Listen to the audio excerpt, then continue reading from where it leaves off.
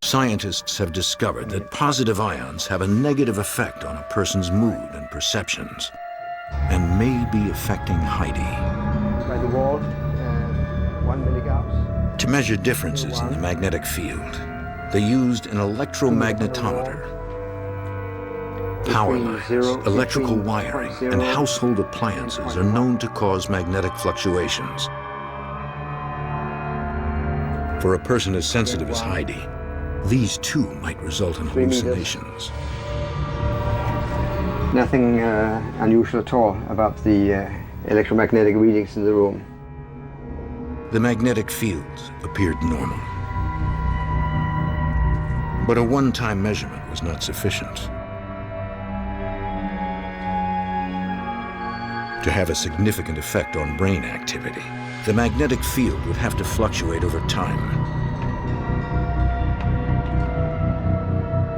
To determine if this was occurring, Dr. Roll wired the house with sensors.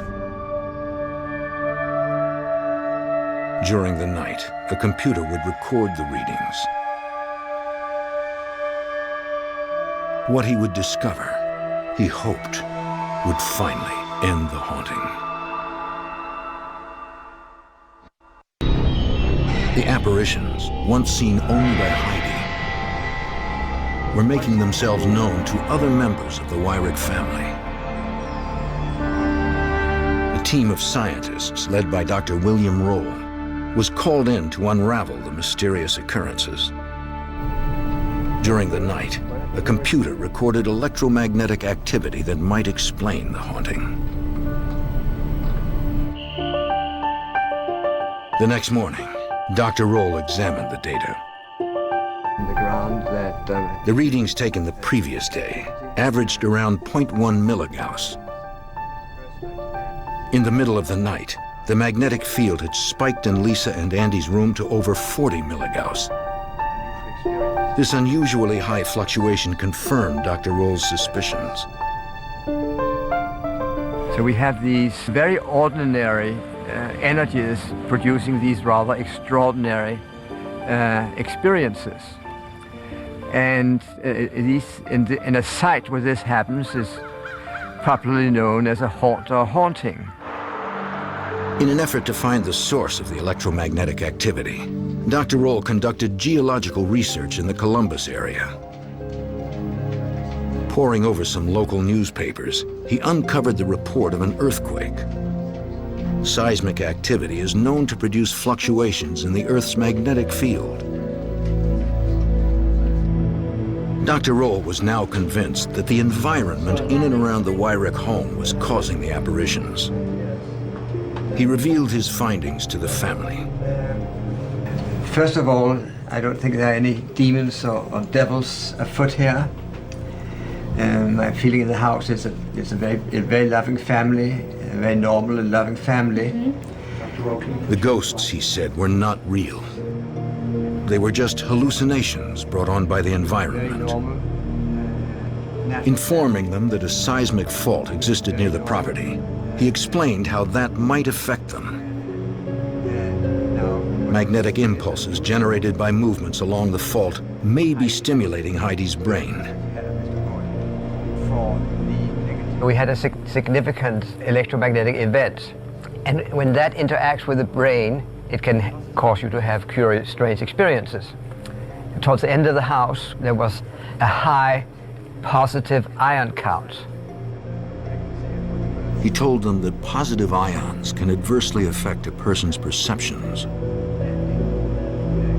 Heidi's room had a very high number of positive ions. Self, being jealous and angry at her dad. These, he said, may also be contributing to her visions or hallucinations. And Heidi knows about that also. So I don't think you have anything to fear. And if anything else happens, I'm as close as your phone. I left feeling fairly confident that I'd done whatever I could for the family and that I'd obtained some meaningful research findings for myself. I think Dr. Rowe, he's a smart man. I just don't, I know what he said has got a lot to do with it, but I don't believe that's all it is to it. Appreciate your hospitality. Dr. Roll admitted he was at a loss to explain the scratches on both Heidi and her father. I can explain what's happening. First, let's recap what he said. Ions, positive ions, and electromagnetism can influence the brain in such a way that the brain sees hallucinations, ghosts, gets feelings of the EBGBs, but this jackass cannot explain where the scratch marks allegedly caused by the ghosts are coming from. Dumbass, because you don't do enough fucking research. I can probably tell you how the fuck these are happening. When I was 17 years old, Grandpa George told me, if you put a person under hypnosis and touch them with an ice cube or any other object and tell them you're touching them with a red hot iron, a blister will pop out where you touch. Now, how does that happen? Powerful placebo effect? You put them under hypnosis and they believe strongly enough under hypnosis that they're touching you with a cell phone, that you tell them that's a red hot piece of metal, the blister will pop right up. So, what's happening? How in the hell are they getting scratch marks on their arm by ghost? Well, here's what's happening. The electromagnetic field that causes the hallucinations is strong enough. It can also cause whatever it is in your body when you're under hypnosis and being told that you're being touched by a red hot iron.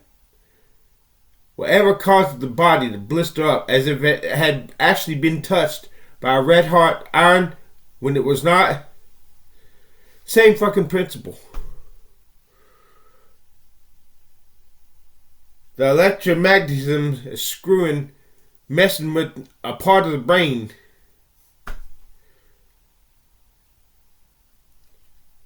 Glitching your brain in such a way that your very brain can produce the scratches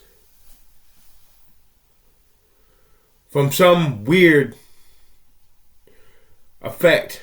The same effect that causes a person under hypnosis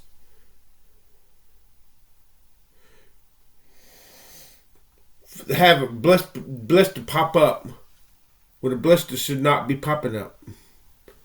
Are you getting this? Or am I not making myself clear enough? The fuck is this on my arm? Let me find a better way to explain. I don't think I explained it enough. Something about the electromagnetism messes with your brain in such a way that gets your brain to truly believe, the subconscious brain, to truly believe that you're being bitten by a demon. And your body will cause, through placebo, nocebo effect, will cause the scratches to appear. Did I make myself clear enough or not? Because if I didn't, that fucking shit pisses my ass off something kind of fucking badly. Fucking pisses me off. I cannot communicate with a god fuck when I really want to. I cannot find the fucking words. Fuck.